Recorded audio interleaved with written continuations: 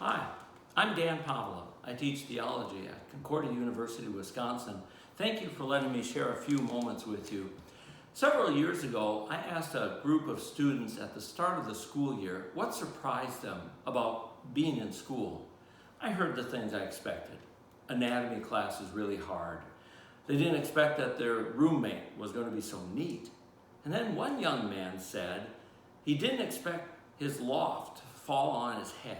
This was back in the day, we don't do it anymore, when we let them build their own lofts, kind of a spindly structure of 2x4s and plywood and put their mattresses on top. Well, this young man and his two roommates, none of whom were engineering students, built one and it came down on top of them. And they didn't see it coming. Well, we all laughed about that. And then I said, picture that moment. These guys come walking, struggling out from under the mattress and the 2x4s, and they say, "Oh, I didn't see that coming." Imagine God being at that moment in the room and saying, "I did." And he would, wouldn't he?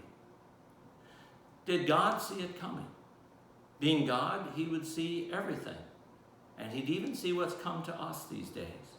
Did God see coming the troubles that the virus has caused, the illnesses and the deaths, the loss of jobs, the uncertainty and difficulty? Well, again, being God, he would. But doesn't that kind of lead to another question? So go back with me and imagine that God is in the room. Those young men are coming out from under the plywood and the mattresses, and God puts out his hand to help them out. They say, "I didn't see that coming." And God says, "I did." And that would make you want to ask another question. You'd like to ask God, well, why didn't you do something?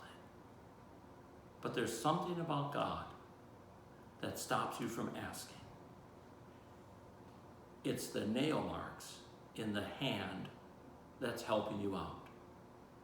Wouldn't the nail marks in the hands of Jesus stop you from asking that question? At least asking it that way.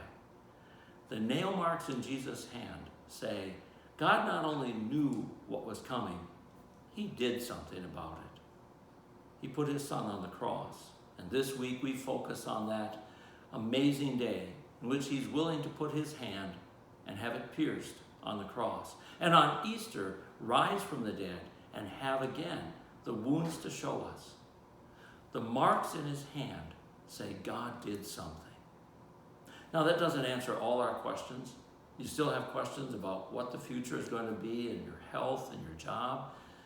But there's a strong hand of God, the God who saw it coming, and a strong hand that refuses to let us go. That strong hand, with its nail marks, answers our questions and stops us from asking that one question, why didn't you do something?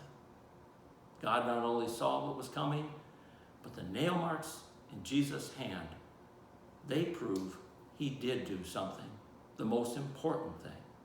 God bless you as you stay in God's firm hand. Amen.